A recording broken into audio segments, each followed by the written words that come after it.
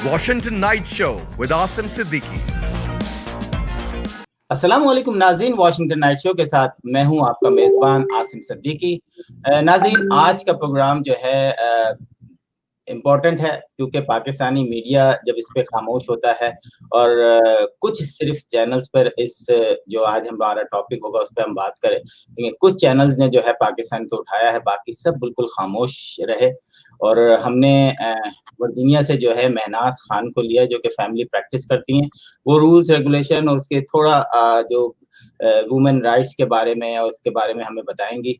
इरम अजीम फारूकी, आप लोग जानती हैं कि पाकिस्तानी पॉलिटिशियन थी, 2013 से 18 तक जो थी वो सिंध असेंबली की मेंबर थी, पार्लियामेंट की मेंबर थी।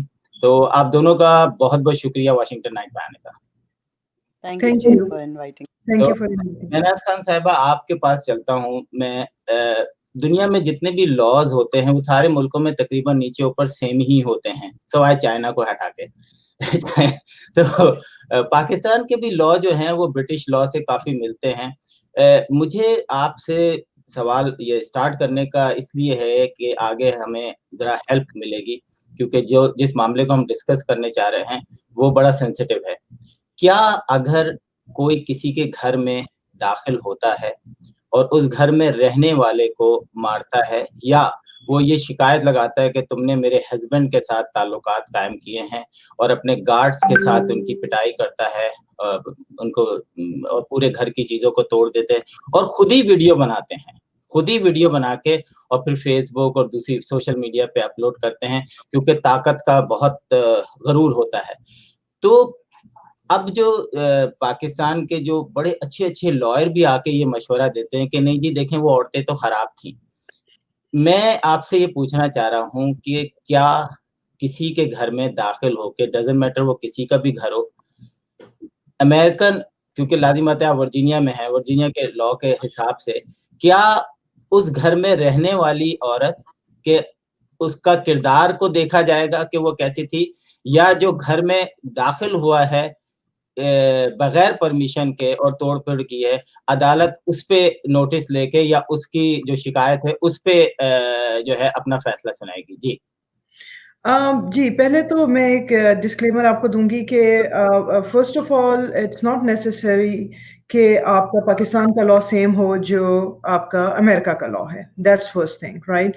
बिकॉज़ आई थिंक जो हमने भी सुना है और आपने भी सुना है कि पाकिस्तान जो है वो शरिया लॉ को इम्प्लीमेंट करता है अपनी सब चीज़ों में, which I am not expert in, so I will not talk about it. कोई ऐसा लॉ नहीं है पाकिस्तान में, शरिया लॉ जो अभी नाफिज नहीं हुई है, हो सकता है आगे कुछ हो जाए। जो भी है वहाँ, चाहे शरिया लॉ है या जो भी है, जिसको वो जो मर्जी कहते हैं, ठीक है? I am not expert in talking about it.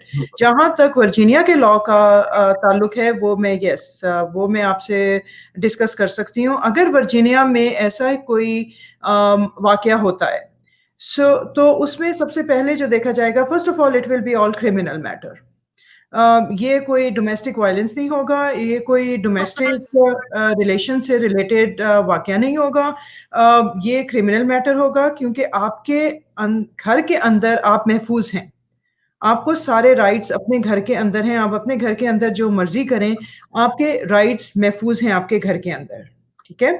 अब कोई भी शख्स, चाहे वो मर्द है या चाहे वो औरत है, अगर वो अपने घर में बैठा है और एक दूसरा शख्स आकर उसके घर में उसकी इजाज़त के बगैर घुस जाता है, एट अ मिनिमम जो उसके ऊपर चार्जेस लगेंगे वो ट्रेसपैसिंग के चार्जेस होंगे, ठीक है? At a minimum, that's at a minimum I am talking about. उसके अलावा भी अगर उनकी जो हरकतें उन्होंने की हैं घर में घुसने के बाद, अगर कोई तोड़-फोड़ की है या किसी किस्म का उन्होंने घर वालों को नुकसान पहुंचाया है, इवन अगर गाली-गलौज की है, उन सब का डिफरेंट चार्जेस उन लोगों पे लगेंगे जो घर के अंदर एंटर हुए हैं, ठीक है? सो इसका ताल्लुक generally speaking again I am saying generally speaking, क्योंकि हर केस की नौइयत डिफरेंट होती है, हर केस की हिस्ट्री डिफरेंट होती है, कैरेक्टर्स डिफरेंट होते हैं जो इन्वॉल्व होते हैं उस केस में, सो हर केस यूनिक नेचर का होता है, राइट? लेकिन जनरली स्पीकिंग के वो घर वालों का पेशा क्या है, क्या वो किसी मैकेनिक के शॉप पे काम करते हैं या वो डॉक्टर हैं, has nothing to do with their rights in their own home.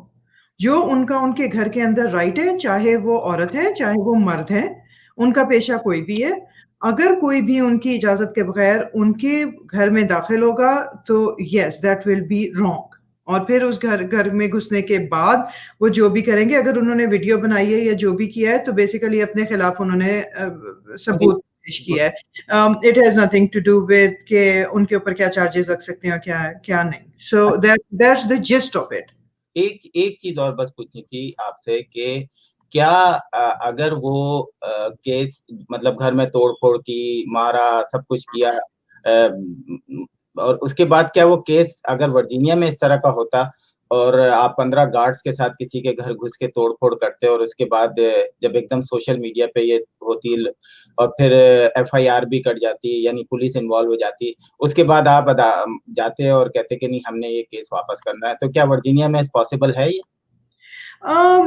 Again मैं ये कहूँगी कि डिपेंड करता है सारी सिचुएशन पे। It's not a black and white answer, लेकिन most of the time prosecutor जो हैं वो डील कर लेते हैं कंप्लेनेंट से, जिसने कंप्लेंट की होती है एंड ऑल दैट।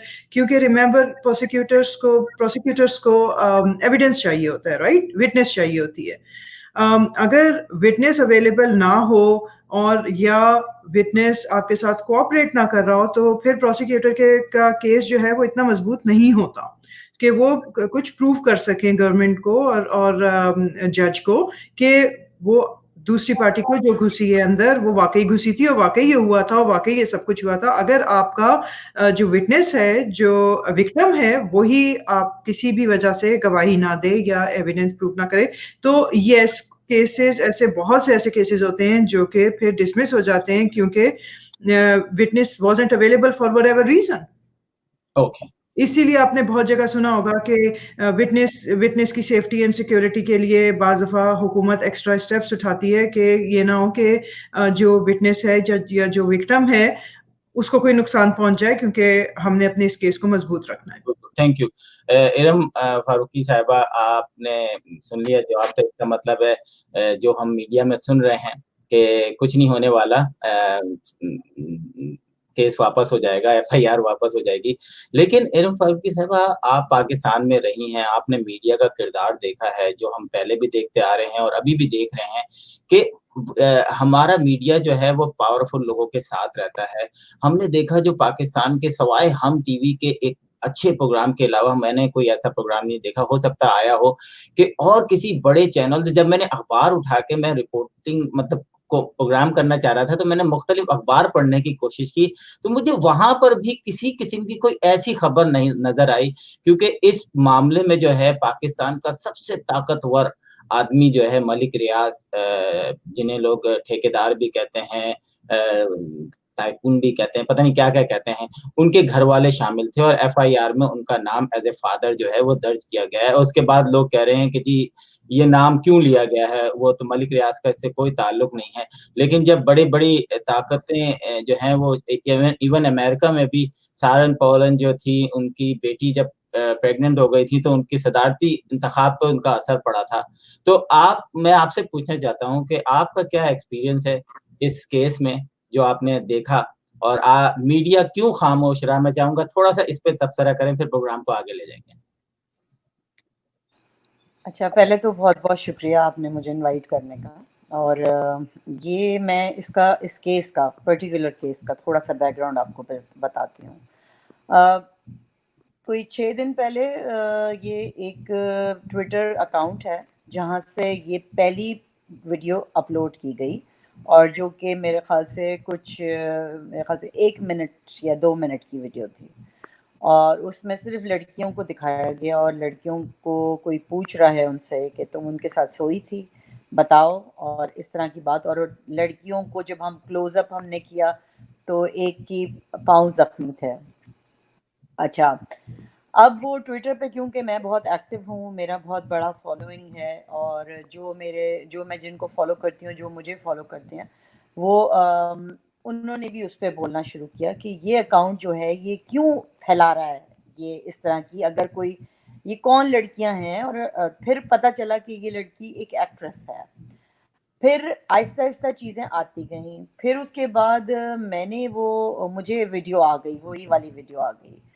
फिर मैंने एक पोस्ट बनाई और मैंने सिर्फ़ वो तस्वीरें, not the video, not the name of the actress, मैंने वो सोशल मीडिया पे, फ़ेसबुक पे डाली।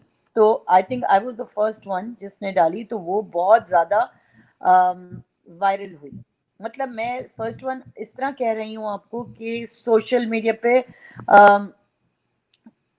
क्योंकि ये तशहीर की गई थी एक्चुअली, तो जिन लोगों के पास ये वीडियोस आई उन लोगों ने आगे फैलाया और यही इसका एक्चुअली रीज़न था उनको ये चीज़ तशहीर करने का, फैलाने का। अब आते हैं उसके दूसरे दिन वो वीडियोस पूरी आने शुरू हो गई, फुल वीडियोस आने लग गई और उनकी कड़ियां फिर आपस में मिलती गई और जब ये कड़ी मिली कि ये मलिक रियाज की बेटियां थी इसमें और उनकी आवाज़ें थी, ये नहीं पता चल रहा था कि उस्मान लड़का कौन है। पता चला बाद में, बहुत देर से जाके पता चला कि उस्मान जो है वो उनकी साली का बेटा है और ये उसकी बीवी है और उसके साथ उनकी दोनों बेटियां हैं मलिक रियाज की। अच्छा, अब जी हम लोगों ने सोशल मीडिया पे सबने चलाया है, जो लॉयर है हसान न्याजी, वो भी मेरा बहुत अच्छा फ्रेंड है और वो सोशल एक्टिविस्ट भी है, ह्यूमन राइट्स के ऊपर भी काम करता है। मैं उससे राब्ते में आई और मैंने उससे पूछा कि तुम मुझे बताओ कि ये क्या सही हो रहा है, whatever is going on, you tell me. He said के yes, I have taken the case and we are gonna proceed.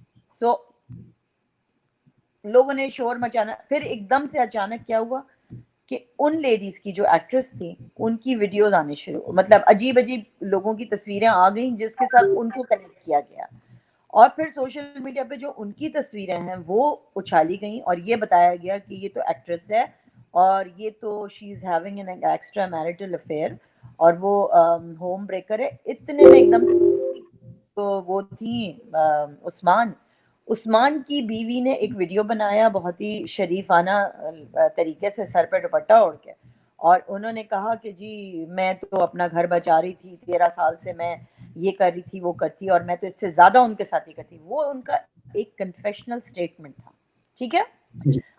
अब आप लोगों को देखिए, now we come to the mindset of our people. हमारे लोगों ने क्या किया, कुछ तो जो अक्लमंद थे, समझदार थे, उन्होंने तो कंडेम किया कि ये कौन होती हैं किसी के घर में बार्ज इन करने के लिए। सारी एविडेंस है, आप गार्ड्स को कह रही हो उछलो और दरवाजा खोलो, आप अंदर बार्ज ऑन हो रही हैं, आते ही आपने धावा बोल दिया, आपने चीजें तोड़ फोड़ कर दी, आपने गाली गलोच ऐसी की, आपने मार पिटाइयां की, आपने उनके ऊपर पानी का फेंका, किसी ने कहा जी तेल फेंका, किसी ने कहा उसने कहा मैंने शराब फेंकी। वहां कोई शराब नहीं थी, हमने 10 करोड़ दफा, मैं कहती हूँ, हमने वीडियोस देख ली हैं, वहां पे कोई, ठीक है, सारी चीजें अपनी जगह। मैं कहती हूँ किसी, I am sorry to use the words, कोई रंडी का कोठा भी होगा ना, किसी की हिम्मत नहीं होनी चाहिए वहां जाने की, किसी की हिम्मत नहीं होनी चाहिए, वो उनका आहता है, वो उनका घर है, ठीक है। यहाँ पर आपने धावा बोला है, वो ड्राइंग रूम में बैठे हुए हैं वो लोग, वो क्या कर रहे हैं, क्या वो बेडरूम में बैठे हुए हैं, क्या उनके कपड़े उतरे हुए हैं, आपने क्या दिखाना चाह रहे थे। दिखाया यहाँ पर ये, आई एम सॉरी टू से ऑल दीज थिंग्स, दिखाया यहाँ पर ये कि हमारे पास पावर है, हम मलिक रियाज के गार्ड साथ लेकर आए हैं। कोई भी, मैं कहती हूँ आदमी भी होगा ना, 2 और 10 लोग घर के अंदर घुसेंगे इस तरीके से जैसे वो घुसी थी, वो भी आपके आगे हाथ जोड़ेगा, वो भी आपके आगे पाँव पड़ेगा, कहेगा भाई मेरी जान छोड़ दो, क्योंकि उसको नहीं पता कि आगे उनका मूव क्या है। क्या पता वो तेजाब फेंक दें, क्या पता वो उनको जला दें आग लगा के। और यही औरतें, मलिक रियाज के खानदान की औरतों ने एक घर 2 साल पहले डिफेंस में जलाया है, पूरा घर जलाया है। आप लाहौर के डिफेंस के किसी लोगों से भी पूछ लो, सबको पता है कि मलिक रियाज की बेटी वहां पे मौजूद थी, उसने ये घर जला दिया और वो केस रफा दफा हुआ कितने करोड़ के ऊपर, ठीक है, ये खत्म हो गया। आज ये बंदी जो है, इवेंचुअली इनका क्या होगा, इनका रिजल्ट, लोग कह रहे हैं उन्होंने पैसे ले लिए, अभी तक तो उन्होंने नहीं लिया, ठीक है, ये तो मैं आपको कहती हूँ अभी तक उन्होंने नहीं लिया, लेकिन उनको ये भी पता है कि इंसाफ नहीं मिलने वाला। कोई भी मीडिया का पर्सन, किसी चैनल ने नहीं दिखाया है इनकी स्टोरी, सब खामोश हैं। क्यों? मलिक रियाज क्या हमारे पाकिस्तान का सबसे बड़ा आदमी, पैसा इज एवरीथिंग, उसने जमीनों पे कब्जा किया है मलीर की, क्योंकि वहां पीपल्स पार्टी के उनकी सपोर्ट है। उसने जरदारी को जरदारी हाउस बना के दिया है, वो पूरा बुलेट प्रूफ के साथ लाहौर में, उस पे जहाज तक लैंड कर सकता है। ये सब क्या हो रहा है?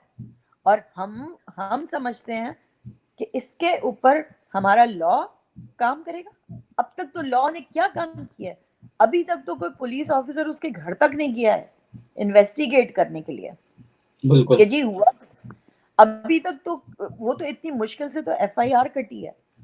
सब लोगों ने इतना प्रेशर डाला, इतना सोशल मीडिया पे हमने बोला। मैंने पर्सनली कितने कांटेक्ट किए जो बड़े बड़े एंकर्स हैं, उनको कांटेक्ट किया कि आप लोग हर चीज पे वीडियोस बनाते हो, आप लोग हर चीज पे तज्जिया करते हो, आपने इस पे क्यों नहीं तज्जिया किया? तो आगे से मुझे जवाब क्या मिलता है? ओ हम प्राइवेट लाइफ्स को बात नहीं करते। क्यों कंदील बलोच मरी थी? आप ही लोगों की वजह से। आई एम सॉरी, आप ही मीडिया ने उसको इतना उछाला था कि कंदील बलोच को मार दिया।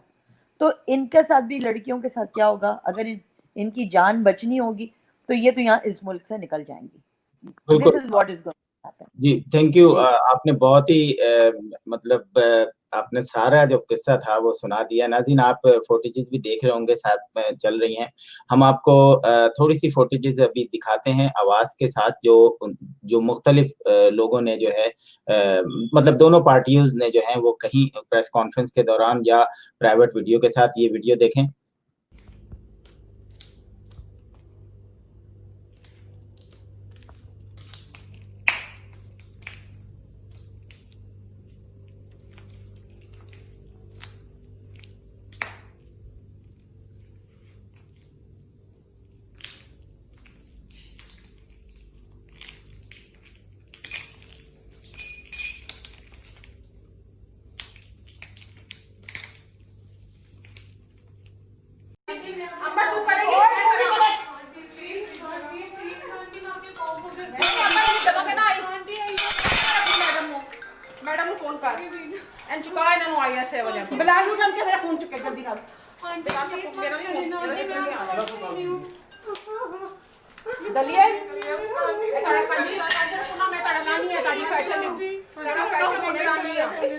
मुझे जल्दी से बिलाल साहब का घर का नंबर बुलाएं। इमरान को बोले, मैडम को बोले फोन उठाए। जल्दी से मेरा फोन उठाओ, मैं किसी प्रॉब्लम में हूँ। जल्दी से फोन उठाओ। मर जाओ। आमना बाजी के साथ कौन सा गार्ड है? उस्मान का है।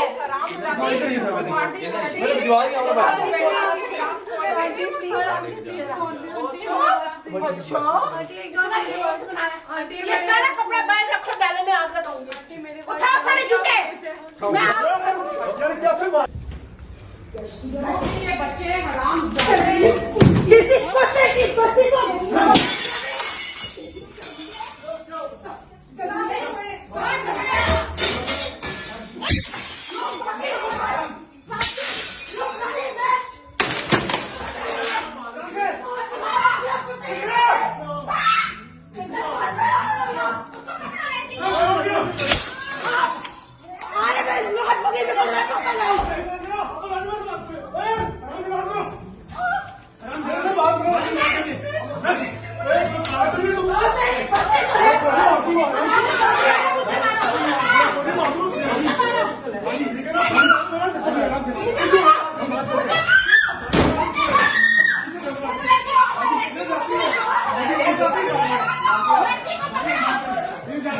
सेकेंडली, ये जो बात हुई है कि मैंने किसी के घर के अंदर बार्जिन किया है और जिस तरह मैंने रिएक्ट किया है, this was not their house, this was my husband's other house which I followed him to.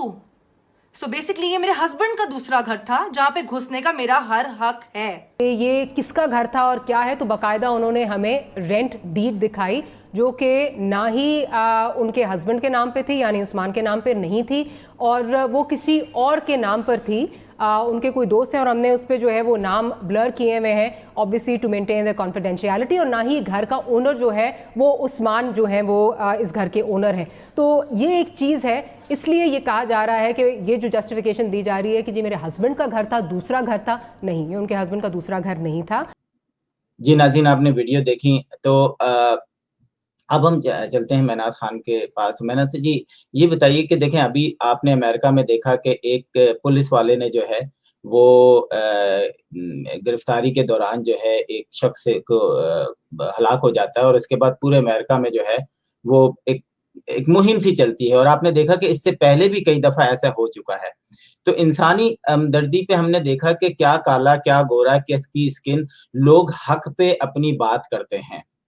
तो आप यहाँ पर प्रैक्टिस करती हैं, आप बोलती हैं, आपकी नज़र में जो केसेस आते हैं, मैं चाहता हूँ कि उसमें आप ज़्यादा मतलब अब तो खैर मर्द और औरत के बराबर ही केसेस हो गए हैं, कोई ऐसा नहीं होता कि जी मर्द जो है औरत पे ज़ुल्म कर रहा है, अब औरत भी मर्द पे ज़ुल्म कर रही होती है। तो मैं चाहूँगा कि थोड़ा-सा इसको थोड़ा-सा बताएँ कि आप वर्जीनिया में प्रैक्टिस करती हैं, तो यहाँ पर क्या रेशियो होता है? हमने देखा कि पाकिस्तान से बहुत सारे केसेस, मेरे पास खुद ऐसे केसेस आते हैं जो कि वहाँ से अनपढ़ औरत से शादी करके ले आते हैं और उसके ना ही पेपर बनवाते हैं, ना ही उसको किसी से मिलने की इजाज़त होती है। 10-10 साल के बाद वो लड़की बाहर या औरत बाहर निकलती है और फिर उसको पता चलता है कि लाइफ क्या होता है। तो ऐसे बहुत सारे केसेस अमेरिका के अंदर भी होते हैं जो कि पाकिस्तान से लाए हुए होते हैं, लोग करते हैं। आपका क्या है रेशियो कि पाकिस्तान या जो भी आपके पास इस तरह के केसेस आते हैं उसमें मर्द औरत के साथ जुल्म करती है या औरत मर्द के साथ जुल्म करता है? ये बड़ा आई डोंट नो, इसका आप जवाब देना चाहेंगी या नहीं देना चाहेंगी, लेकिन जस्ट आपका एक नजरिया जानना चाहता हूँ। पहले तो बात ये है कि रेशियो हम इसलिए नहीं डिस्कस कर सकते क्योंकि सारे जो केसेस हैं इस किस्म के वो लोग बताते नहीं हैं, ठीक है? सारे रिपोर्ट नहीं होते हैं। सो अगर रिपोर्ट ना हो तो आप रेशियो उसका कर नहीं सकते। अब मैं आपको सिर्फ वो बता सकती हूँ जो मेरी नज़र से गुजरे हैं या मैंने डील किए हैं। अभी तक अनफॉर्चुनेट फैक्ट तो ये है कि औरतों पे ज़्यादा ज़ुल्म है अभी तक, जो एक अगर आप रेशियो की बात करें और मेरे एक्सपीरियंस की बात करें, लेकिन उसका ये मतलब नहीं है कि मर्द मज़लूम नहीं है। डिपेंड करता है ऑफ कोर्स सिचुएशन पे कि क्या सिचुएशन है। मैंने ऐसे केसेस भी देखे हैं जिसमें औरतों के ऊपर बहुत ज़्यादा ज़ुल्म हुआ है, अब्यूज़ हुआ है और वो खाली अब्यूज़ फिज़िकल अब्यूज़ नहीं है, वो मेंटल अब्यूज़ भी है, वो फाइनेंशियल अब्यूज़ भी है और सेम गोज़ फॉर मर्दों के लिए भी। तो बाज़ ऐसी भी मैंने केसेस हैंडल किए हैं जहाँ मर्दों को लाया गया अमेरिका में। औरत की पूरी फैमिली यहाँ मौजूद है, वो औरत यहाँ मौजूद है, उसको यहाँ का सिस्टम पता है, उसको पता है सिस्टम को कैसे अब्यूज़ किया जा सकता है अपने लिए, उसको पता है कि अगर मुझे इसको जिसको हमारे यहाँ आम वर्ड कहा जाता है कि दबा कर रखना है अगर अपने शौहर को, जिसको मैं पाकिस्तान से लाई हूँ, तो मुझे उसके साथ क्या करना है? मैंने उसका ग्रीन कार्ड उससे छुपा के रखना है, मैंने उसका पासपोर्ट उससे छुपा के रखना है, मैंने जो भी काम करने हैं, जब तक वो हमारी उँगलियों पे नाचता रहेगा तब तक तो ठीक है, हमारे साथ और हमारे ख़ानदान के साथ रहे क्योंकि हमने उसको ग्रीन कार्ड दिलाया है। और जिस दिन उसने ज़रा-सी अपने हक की लिए आवाज़ बुलंद की कि मैं शौहर हूँ और मेरा भी कोई हक है, उसी दिन हम उसको घर से भी निकाल देंगे, उसका ग्रीन कार्ड भी ले लेंगे और जो मर्ज़ी उसके साथ सलूक करना होगा वो हम करेंगे। तो ऐसे केसेस भी मैंने डील किए हैं जिसमें मर्दों के साथ भी ऐसा सलूक किया गया है। तो there is no hard and fast rule for it anymore. जो भी इस वक़्त जिसकी लाठी उसकी भैंस है, जिसके पास पावर है, वो घरों के अंदर से करप्शन है, जो लोग इस किस्म के हैं, वो घरों के अंदर इस किस्म के हैं। क्योंकि बाज़ दफ़ा उनको पता होता है कि जिसके ऊपर हम अब्यूज़ कर रहे हैं, जो विक्टिम है, वो रिपोर्ट नहीं करेगा। वो उसके पास ऑप्शन नहीं है। उसके पास कहीं ऑप्शन नहीं है जाने की। चाहे वो औरत है, चाहे वो मर्द है। वो जाएगा तो कहाँ जाएगा? अगर रिपोर्ट करें, तो फिर कानून क्या देखता है कि कौन पावरफुल है और कौन नहीं है? कोई बहुत बड़े इदारे का सीईओ है और कोई गरीब है, तो फिर कानून यहाँ जो आप है, वो यहाँ पर इस चीज़ को सामने लाता है कि नहीं ये बड़ा घर है, मतलब पावरफुल है और ये जो है तो असरअंदाज होता है फैसले पे पावरफुल होना या नहीं होना? जो मेरी नज़र से गुज़रे हैं केसेज़ में, ज़ाहिर है आपको अपने एक्सपीरियंस से ही बात कर सकती हूँ, उसमें आंसर इज़ नो। इरम साहिबा, 2 लफ्ज़ इन्होंने यूज़ किए, पावर और अब्यूज़। पावर आपने देख ली पावर आपने देख ली और मैं समझता पूरी हमें शर्मिंदा होना चाहिए कि हम एक ऐसे मुल्क में जहाँ का वज़ीर आज़म जो है, वहाँ का सदर जो है, वहाँ का सिक्योरिटी इदारे जो हैं, वो एक ऐसे शख्स चलाता है और पावरफुल है। शर्मिंदा होना पड़ता है हमें क्योंकि हम जवाबदेह भी हैं, लोग हमसे क्वेश्चन भी पूछते हैं कि जी आप क्यों नहीं करते ये? मुझे पता है इस शो के बारे में बाद में क्या कहा जाएगा, क्या नहीं कहा जाएगा। नाम आता है कि कॉल करो आईएसआई को, इनको चुक लो मुझे मैं सही वो नहीं बता रहा वर्ड। अब आईएसआई पाकिस्तान की, दुनिया की एक बहुत बड़ी सिक्योरिटी एजेंसी है, इदारा है। एक औरत जो है घर में घुस के उसको खुद वीडियो बनाती है, उसको अपने पावर का इतना गरूर है कि वो इस इदारे का नाम लेती है। क्या हमारे chief of the army staff को एक्शन नहीं लेना चाहिए था इस बारे में? अगर वो नहीं लेते हैं, तो कल को घर-घर में ये कहानियाँ हुआ करेंगी कि जो ज़रा-सा पावरफुल है, हम तो कहते थे ना पहले कि यार हमारा तो पुलिस वाला दोस्त है।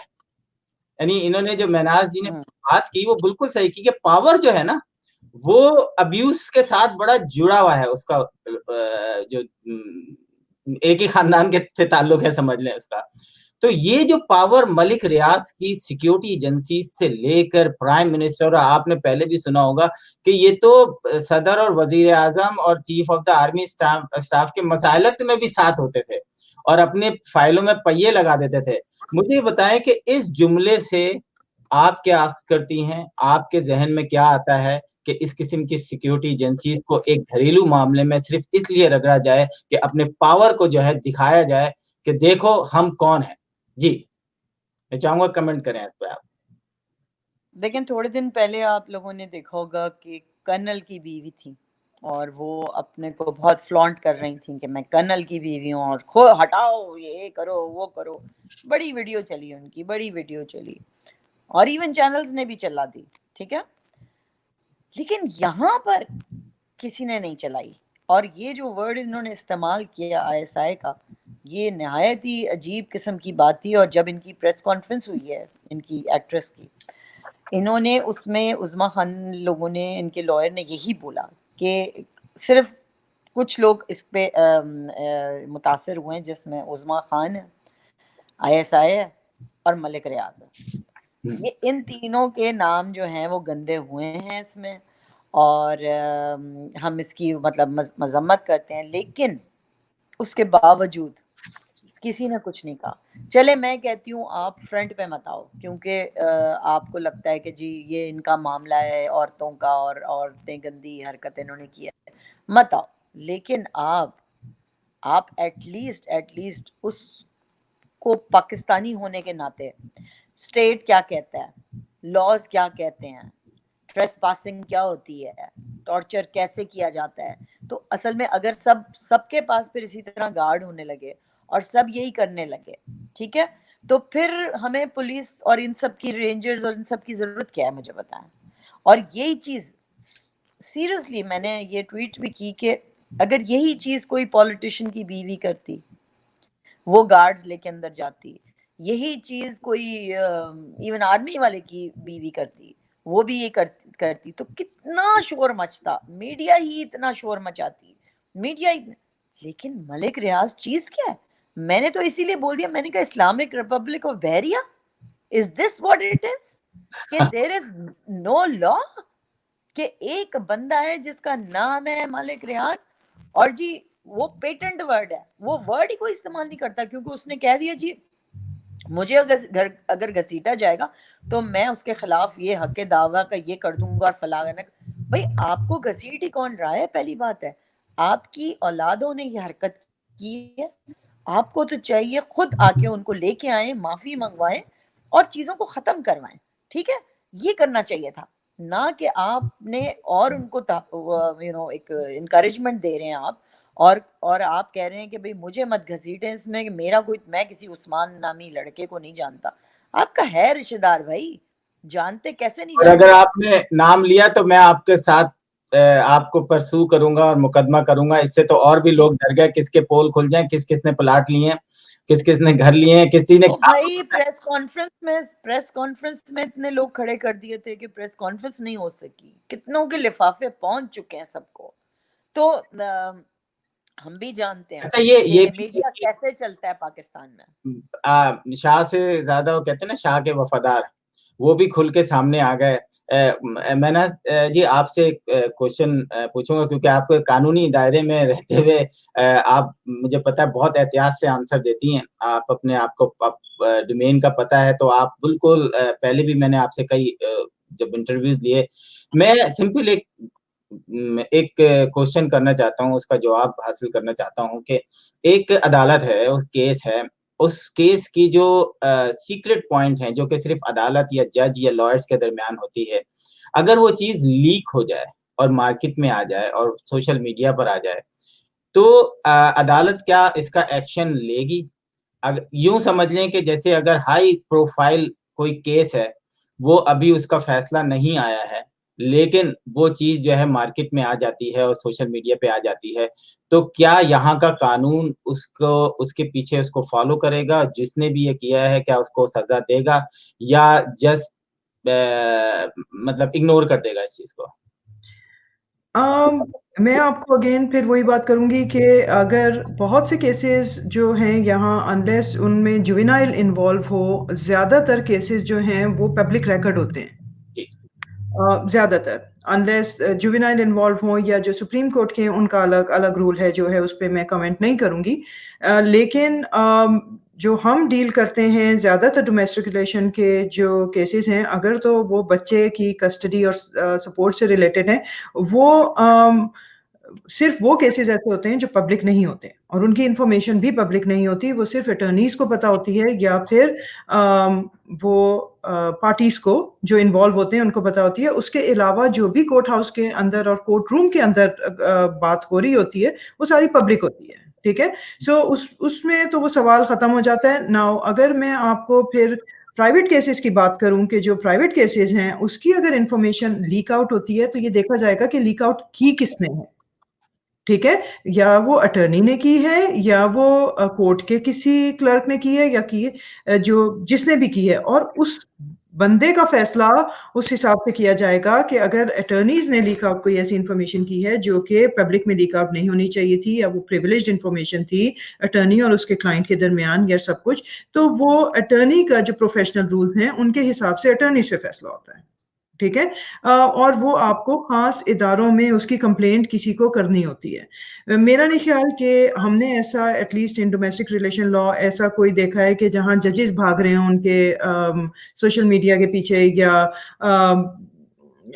या CNN के पीछे या किसी के पीछे कि जी तुमने हमारे केस की ये क्यों की। ऐसा नॉर्मली नहीं होता। देखा जाता है कि कौन इसमें कल्प्रिट है, किसने निकाला है, और वो उसका उस हिसाब से उसका जो प्रोफेशनल कंडक्ट की रिस्पॉन्सिबिलिटीज है उसके हिसाब से उसके ऊपर फैसला होता है। कुछ अमेरिका में हर चीज़ की जो ज़िम्मेदारियां हैं वो डिफाइन कर दी गई हैं हर शोबे की, और हर बंदा जो उस शोबे में बैठा है उनकी रिस्पॉन्सिबिलिटीज डिफाइन कर दी गई हैं। जस्ट बिकॉज कि मैं जज हूँ या मैं कोई हायर लेवल के उसके ऊपर बैठी हूँ डजंट मीन कि मेरे पास सारी पावर मौजूद है और मैं जो भी दिल करे वो करूँ। जजेस के पास भी जजेस के पास भी जो हाँ जी, जजेस के पास भी जो स्टैच्यूट है, जो लॉ है उसके हिसाब से पावर है, वो उस पावर में, उस स्टैच्यूट में रहते हुए वो फैसला कर सकता है। और अगर जज के पास वो पावर नहीं है तो चाहे जितना भी जज चाहे कि मैं देखता हूँ कि हाँ जी ये कोई नाइंसाफी है या जो कुछ है, अगर वो जज की पावर में नहीं है, जिसको हम नॉर्मल अल्फाज में जुरिस्डिक्शन का नाम देते हैं, कि अगर वो जज की जुरिस्डिक्शन का हिस्सा नहीं है तो जज उसके ऊपर कोई फैसला नहीं दे सकता। और अगर ऐसे केसेस हो जाएं कि जज फैसला दे दे उस पे, तो वो फैसला अंडू किया जा सकता है बाद में उसको अपील करके या कोई मोशन फाइल करके कि जुरिस्डिक्शन जज के पास नहीं थी। सो यहाँ अमेरिका में जो सेपरेशन ऑफ पावर है वो कोर्ट सिस्टम में बहुत अच्छे तरीके से चलती है। कोई आदमी भी अपनी जुरिस्डिक्शन और अपनी पावर से आगे जाके फैसला नहीं कर सकता कि आपको क्या करना चाहिए था और आपको क्या नहीं करना चाहिए था।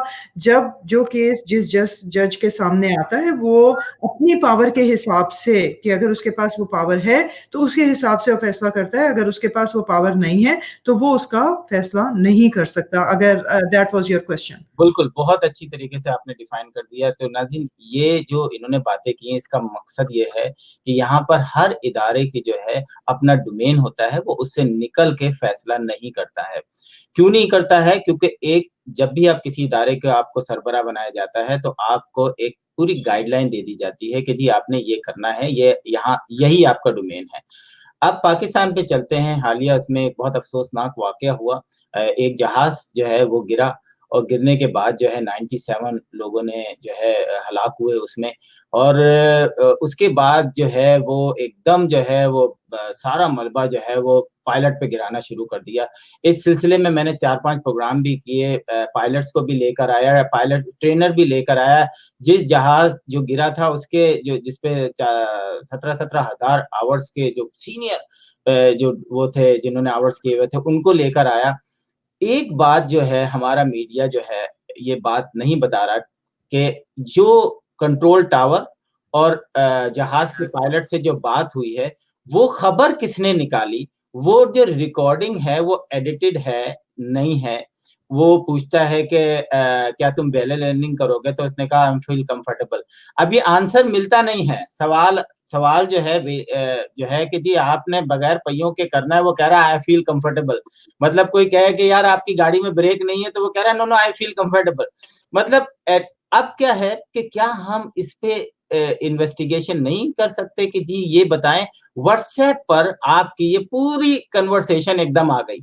या तो सिविल एविएशन के हकाम कहते हैं कि जी ये वो है, मीडिया से निकलवाते, बड़े चैनल्स को देते कि जी, या सारे चैनल्स को देते कि जी आप प्रेस कॉन्फ्रेंस करके ये खबर निकालते कि ये देखें कन्वर्सेशन ये है हुई है। अब आ जाते हैं एयर मार्शल साहब के पास। ये एक इदारे के में इस वक्त काम भी कर रहे हैं। पिछली दफा प्रोग्राम में मैंने इनको बुरा भला कहा था और तो मुझ पे ये हुआ कि जी आप इदारे के लोग, जी बिल्कुल मैं कहूँगा, जब इदारे के लोग जो हैं वो पब्लिक डोमेन में काम करेंगे, जब वो पब्लिक की पोजीशंस पे काम करेंगे, आपके सारे रिटायर लोग, इस वक्त पाकिस्तान के अंदर जितनी टॉप की लोग हैं वो हमारे रिटायर जो फौजी जनरल्स हैं, मेजर हैं, ब्रिगेडियर हैं, कैप्टन्स हैं, तो फिर आप पे बात होगी। फिर आप पे जो है आपको गालियाँ भी पड़ेंगी, क्योंकि जैसे कि काउंसलर हो या एमपीए हो या एमएनएज़ हो, इरम साहिबा यहाँ मौजूद हैं, इनको अंदाजा होगा कि इनको बुरा भला भी कहा जाता है क्योंकि ये पब्लिक के साथ निकली हैं, पब्लिक के वोट से आई हैं। लेकिन जब आप गवर्नमेंट के जो इदारे हैं उसके ऊपर आप आर्मी के लोग बिठा देंगे तो फिर इन्वेस्टिगेशंस भी नहीं होंगी।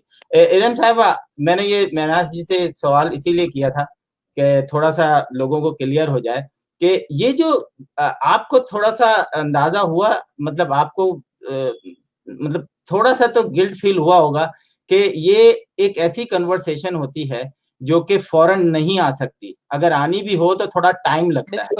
तो ये आने के बाद और हमारा मीडिया इस चीज़ पे खामोश है। हमने कसम खाई हुई है कि हमने जो है वो बड़े लोगों को, पावरफुल लोगों को, जो ज़िम्मेदार इदारे हैं जिनसे उनकी जान निकलती है, हमने सच नहीं बोलना। मैं चाहूँगा कि इस पे कमेंट करें कि ये इस जहाज़ पे देखें, बाकी बहुत सारी चीज़ें हम जहाज़ पे बात कर सकते हैं। कौन गिरा, उसकी बीवी का जिस तरीके से मैसेज आया, बहुत अफ़सोस हुआ कि एक पायलट है वो जानबूझ के जहाज़ तो नहीं गिरा देगा। यस, मिस्टेक हुई है, पायलट से भी हो सकती है, लेकिन बगैर इन्वेस्टिगेशन के आप C-130 के बराबर में जाके, मतलब शर्म आनी चाहिए आपको कि आप पीआईए के एयर मार्श वो चेयरमैन हैं और आप जो है C-130 के साथ जाके आप अपनी प्रेस कॉन्फ्रेंस कर रहे हैं। तो मैं बहुत सख्त अल्फाज इस्तेमाल कर रहा हूँ क्योंकि मुझे ये बिल्कुल ये जो आपके एक इनडायरेक्टली आप प्रेशर देते हैं ना अवाम को, वो हमें पता है कि आप क्यों देते हैं। इरम साहिबा, मैं चाहूँगा कमेंट करें इस पे।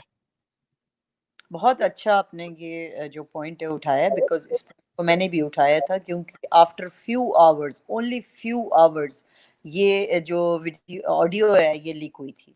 और बिल्कुल बहुत शॉर्ट ऑडियो थी और ये उसमें वो बहुत ही रिलैक्स हैं पायलट जो हैं, वो उनकी कोई घबराहट का कोई वो मेडे मेडे बड़े रिलैक्स उससे माहौल में मतलब उसकी उनकी टोन है। हाँ, क्वेश्चन ये आता है कि किसने लीक की, क्योंकि इस तरह की चीजें लीक नहीं होती जब तक पूरी इन्वेस्टिगेशन नहीं हो जाती।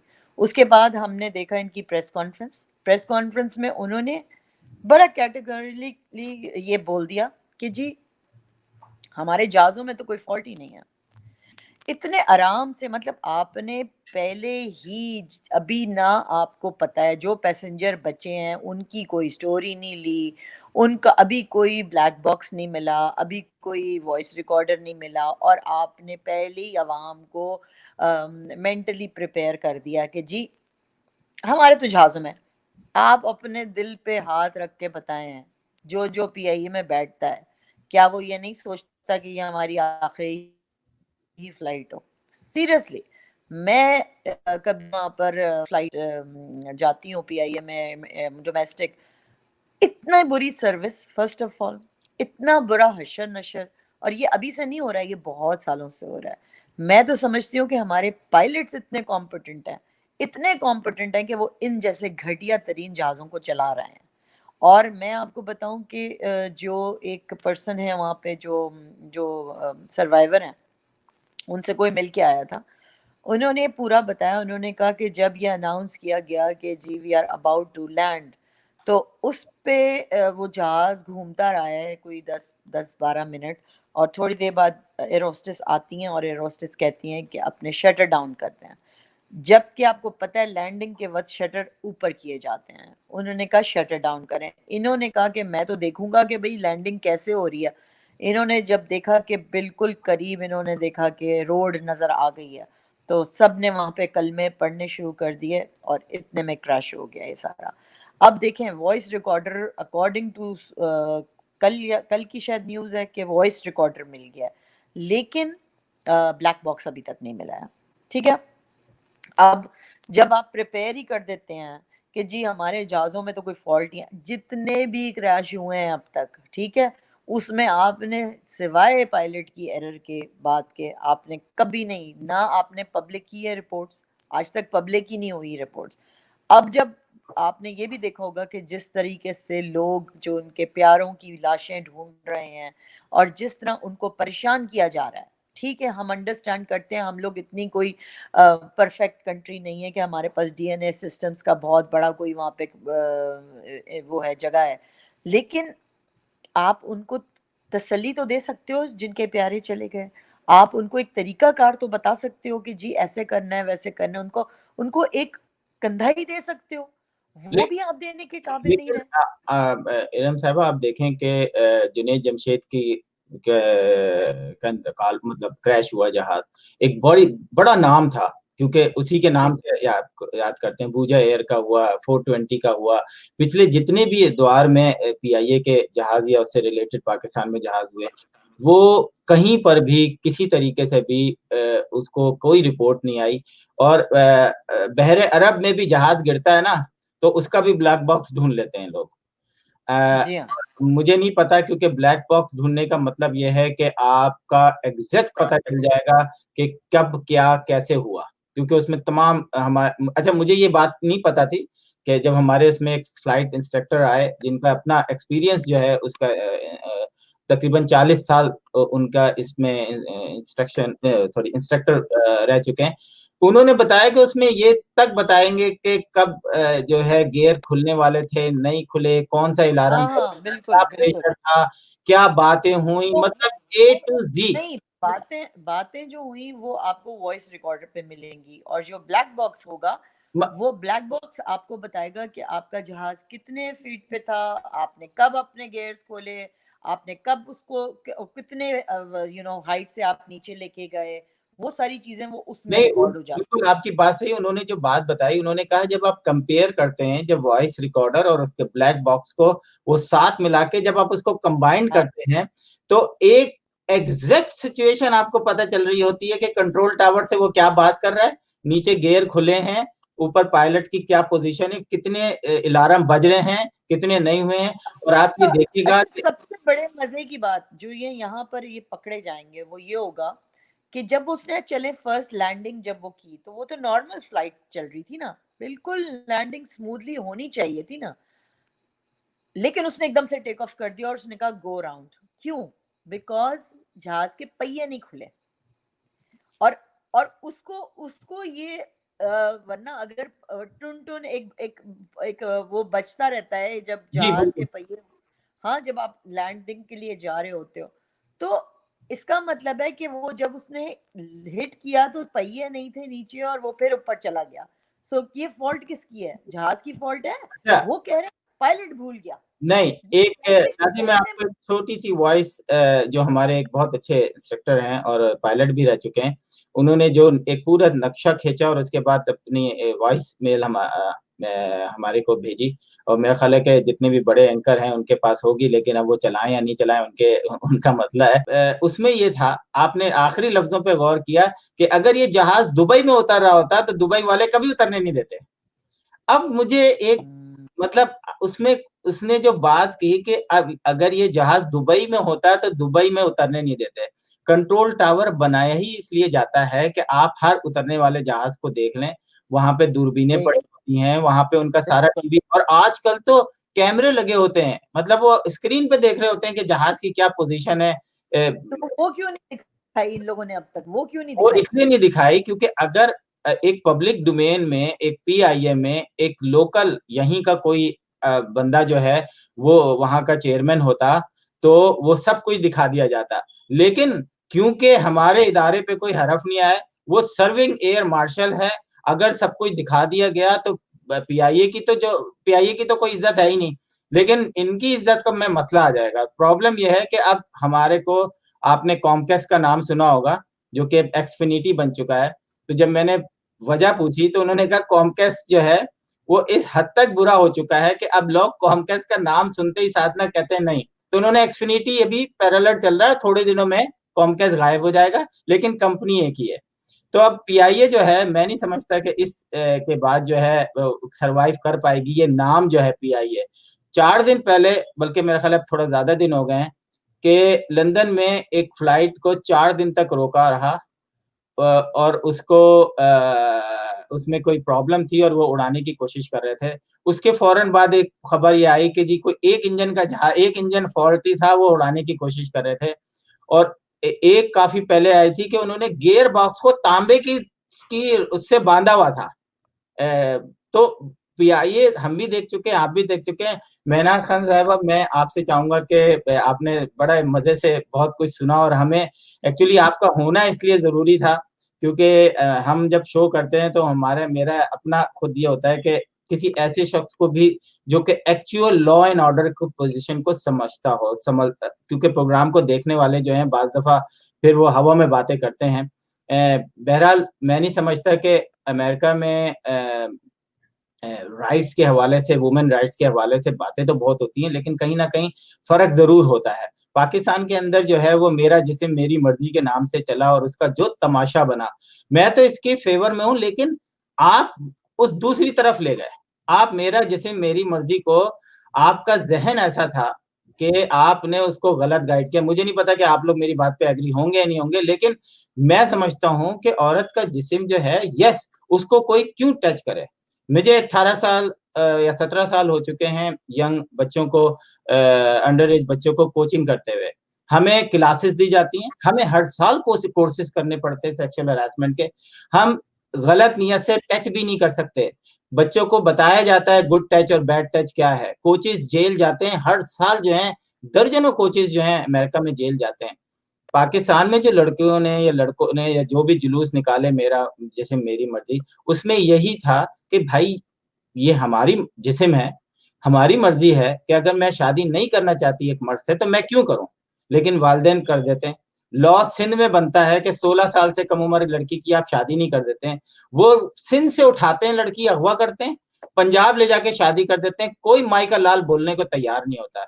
और हम लोग जैसे यहाँ पे जब रिपोर्ट आती है तो वो कहते हैं आप इस इश्यू को उठाएं, आप इस इश्यू को उठाएं, क्योंकि वहां पर बेचारे मजबूर होते हैं। आपसे ये वो है एक कि औरत जो है उसकी मर्जी भी चलनी चाहिए पाकिस्तान जैसे मुल्क में, कि अगर वो चाहे कि मैं शादी नहीं करना चाहती हूँ, ये लॉ के हिसाब से जो आप समझती हैं कि एक नॉर्मल औरत दुनिया मतलब एक पूरी दुनिया को जो आप समझती हैं, अगर वो पढ़ना चाहती है तो पढ़ सकती है, अगर वो अपनी मर्ज़ी से शादी करना चाहती है तो कर सकती है, अगर वो अपनी मर्ज़ी से बुर्का पहनना चाहती है तो पहन सकती है, अगर नहीं पहनना चाहती तो पहन सकती है।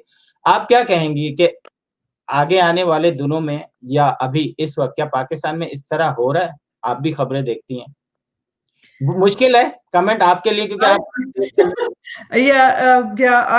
I do not feel comfortable saying anything regarding whatever is happening in Pakistan.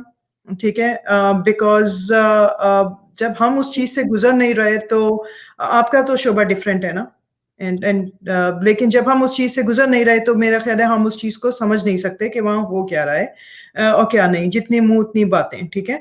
लेकिन आप अगर जनरली बात करना चाहेंगे तो मैं आपको ये कहूंगी, क्या औरत और क्या मर्द, क्या लड़का और क्या लड़की, दोनों को ऑफ कोर्स इजाजत होनी चाहिए कि वो अपनी जिंदगी के फैसले खुद कर सकें, और वो अपनी जिंदगी के फैसले तब करें जब वो इस काबिल हो जाएं कि वो अपनी जिंदगी के फैसले कर सकें। उससे पहले उनकी सिक्योरिटी वो हमारी जिम्मेदारी है, उनकी सेफ्टी हमारी जिम्मेदारी है, चाहे वो हमारा बच्चा है चाहे वो हमारी बच्ची है।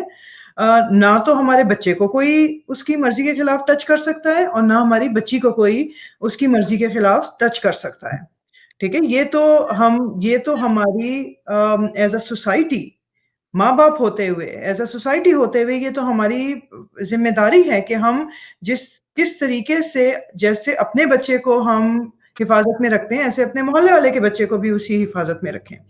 ये तो एक हमारे ऊपर हमारी मोरल रिस्पॉन्सिबिलिटी है। और जहां तक शादी का ताल्लुक है, शादी तो हर माशरे में मैं आपको अमेरिका का लॉ बता सकती हूँ कि अमेरिका में तो लॉ ये है कि 18 साल से पहले शादी हो नहीं सकती, ठीक है। अगर होती है तो वो सिर्फ उन बच्चों की होती है जो बाकायदा माँ बाप की रिटर्न परमिशन से पहले 16 और 18 साल की दरमियान अगर हो जाती है उनकी कोई शादी, ठीक है।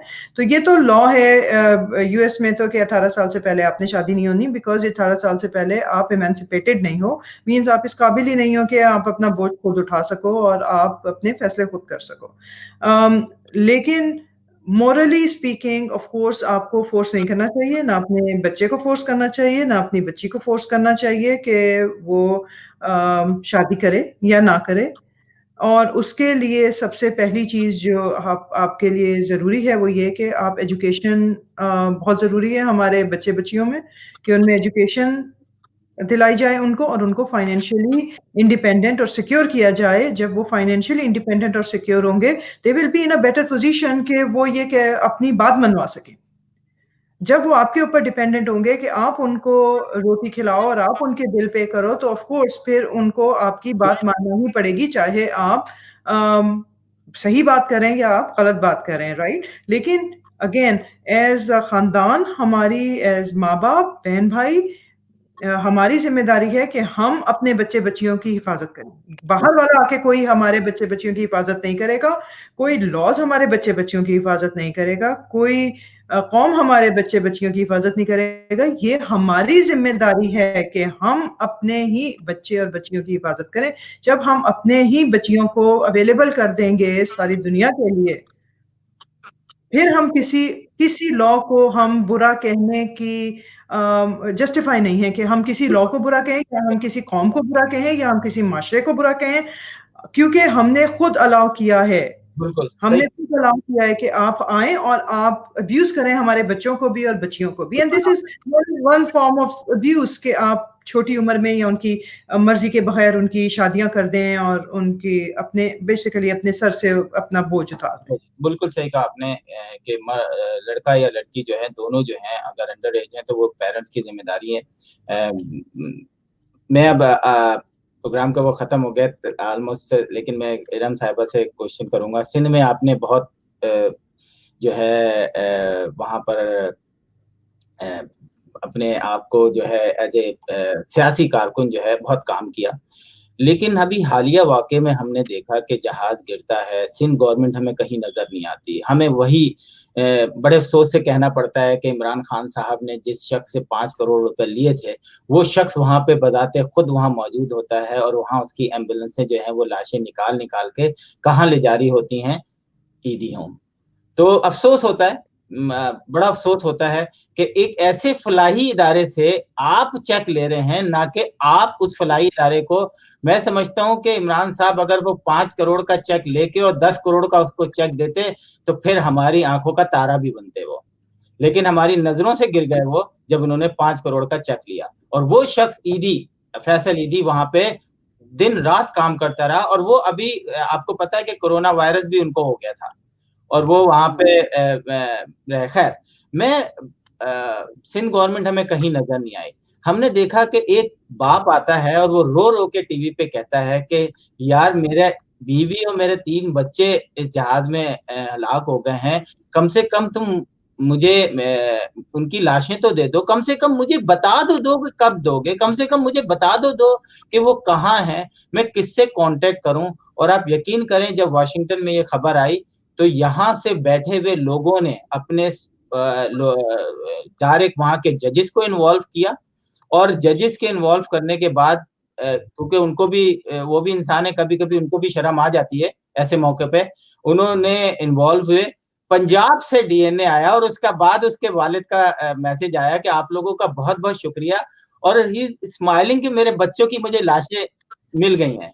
मतलब शर्म आनी चाहिए हमारी इस कौम को कि हम हादसे भी करते हैं और उसके बाद जो है उसका रिप्लाई ऐसा देते हैं कि हमारी आँखें शर्म से झुक जाती हैं और इन लोगों को कोई फ़र्क नहीं पड़ता। ये बताइए कि क्या पूरे सिंध के अंदर कोई डीएनए लैब नहीं है? या डीएनए लैब है, नहीं है या डीएनए लैब उन्होंने कहा कि हम डीएनए लैब है और बट वो इतनी इफेक्टिव नहीं है जितनी पंजाब की डीएनए है। और सेकेंडली सिंध गवर्नमेंट की प्रेजेंस वहाँ पर थी तो, लेकिन ना होने के बराबर जैसे एज ऑलवेज। एंड सेकेंडली देखें, इस तरह के डिज़ास्टर्स में आपको पहले से आपकी एक अरेंजमेंट हो जानी चाहिए और ये पीआईए का भी फ़र्ज़ होता है कि उसको किस तरह से इसको इन लोगों को कॉम्पनसेशन जो होती है ना वो नहीं होती इस टाइम किसी के दिमाग में ये नहीं होता। उसके इसमें ये होता है कि हमारे प्यारे जिंदा हों, अगर क्योंकि 2 लोग सर्वाइवर्स थे। तो ये सारी चीज़ें जो हैं वो आगे सोचना चाहिए कि इसको किस तरह से इन लोगों को करना है। सेकेंडली आप इमरान खान की बात करते हैं कि जो उन्होंने पैसे लिए और वो तो खुद ईद की छुट्टियां मनाने चले गए थे नथिया गली, डिज़ास्टर हुआ, सेकंड 2 दिन की छुट्टियां सिंध गवर्नमेंट ने दे दी, ठीक है। तो हम किसको कहें, किस से फरियाद करें? एमक्यूएम वाले कहाँ थे? पीटीआई के जो सारे रिप्रेजेंटेटिव्स थे वो किधर थे? कोरोना अपनी जगह, ईद भी मनानी थी। बस जी, मैं क्या कह सकती हूँ इसके बारे में। I have no words, I have seen everything so closely being a political entity for so many years. मैं पॉलिटिकल वर्कर रह चुकी हूँ, लेकिन मैं फिर बाद में एमपीए बनी थी, लेकिन मैंने बहुत चीज़ें क्लोजली देखी। और यही रीज़न है जब मुझे लोग कहते हैं कि तुम ज्वाइन करो किसी पॉलिटिकल पार्टी के, तो मैं कहती हूँ कि I think I am a better social activist, कि मेरी आवाज़ ज़्यादा ऐवानों तक पहुँच रही है बनस्बत मेरी ऐवान में रहते हुए। मैं ठीक है, एक मेरी बहुत स्ट्रॉन्ग वॉइस थी जो मैं अभी भी यूज़ करती हूँ, लेकिन मुझे अफसोस है कि हमारा मुल्क को जिस तरफ जाना चाहिए था वो उस तरफ नहीं जा रहा। हमने जो है इस छोटे से टाइम में जो है वो काफ़ी चीज़ें, जब पिछले 10 दिन में होने वाले पाकिस्तान के अंदर हालात थे वो भी किए और हमारे साथ महनाज खान थी, तो हमें रूल्स मतलब कानून के हवाले से भी थोड़ा-सा सहारा मिला कि दुनिया में ऐसा नहीं होता है। ऐसा नहीं है कि कानून पाकिस्तान में नहीं है, पाकिस्तान के अंदर तमाम कानून बने हुए हैं, सब बने हुए हैं, लेकिन इम्प्लीमेंट नहीं होते। कौन इम्प्लीमेंट कराएगा? अब जो हुकूमत आएगी, जैसे कि इरम साहिबा ने कहा कि मैं अगर किसी पार्टी में अब ज्वाइन करूंगी, तो उनका कहने का मकसद यही था कि मुझे तो उसी को प्रोटेक्ट करने में, उसके बारे में अच्छाई बयान करने में, और फिर मैं झूठ बोलती रहूं कि जी अच्छा है। जैसा कि पीटीआई वाले जो हैं, हर आप कुछ भी कर लें, इमरान खान अजीम है। वो भाई अगर वो अच्छी बात करता है हम भी उसकी तारीफ करते हैं, अगर वो खैर ये बात तो होती रहेंगी। मैं समझता हूँ कि हमें जो है दुआ के साथ-साथ जो है वो दवा भी करनी चाहिए। हमारी बदकिस्मती ये है कि हम मसल्ले पे बैठकर जो है बस कहते हैं कि दुआ कर लें, और जो करने के काम होते हैं, जो प्रैक्टिकली कुछ करना होता है, वहाँ पर जो है हम पीछे रह जाते हैं और फिर जो है सोशल मीडिया पर आके बकवास करते हैं, बातें करते हैं। और जिस किस्म की पाकिस्तान के अंदर लैंग्वेज इस्तेमाल की जाती है आजकल, और मेरा ख़्याल है कि कहीं न कहीं इसकी ज़िम्मेदार जो हैं वो सियासी तंज़ीमें हैं, जिन्होंने अपने सोशल विंग बना के और गालम-गलौच शुरू कर दी है। हमें भी मिलती हैं और लोगों को मिलती हैं, मेरा ख़्याल है इरम जी को भी मिलती होंगी और बहुत सारे जितने पॉलिटिशियन हैं। ज़रा-सा आप हटे, उस जमात का सोशल मीडिया आता होगा और आपकी माँ-बहन किसी को भी नहीं बख्शते वो। और इस वक़्त भी आप देखें कि कोई ये नहीं कह रहा कि जी उज़मा खान सही हैं, या वो बस ये कह रहे हैं ये औरतें ही खराब थी, इनके साथ यही होना चाहिए था। तो मैं समझता हूँ ये बेहिसी की एक बहुत आला मिसाल है कि आप सही वक़्त पे सही बात नहीं कर रहे, बल्कि घूम फिर के जो है वो अपने मतलब की बात कह रहे हैं। मलिक रियाज़ जो हैं वो पूरा पाकिस्तान चला रहे हैं, वो अपनी फाइलों के नीचे पहिए भी लगा देते हैं और उन्होंने साफ कहा है कि अगर मुझे कुछ हुआ तो फिर समझ लो कि क्या होगा। एक रिटायर लोगों की पूरी फ़ौज उनके साथ जो है काम कर रही है। और हमें नहीं लगता कि अगर मैं जाके पाकिस्तान में रिपोर्टिंग करने की कोशिश करूँ और जानने की कोशिश करूँ कि कितने रिटायर लोग जो हैं इनके साथ हैं, तो फिर आप एक ही लफ्ज़ पढ़ेंगे, इन्ना लिल्लाहि व इन्ना इलैहि राजिऊन। इसी के साथ जो है आप दोनों का बहुत-बहुत शुक्रिया कि आपने इस प्रोग्राम में शिरकत की। इंशाअल्लाह फिर अगले वीक हाज़िर होंगे। इजाज़त दीजिए। खुदा हाफ़िज़। Washington Night Show with Asim Siddiqui.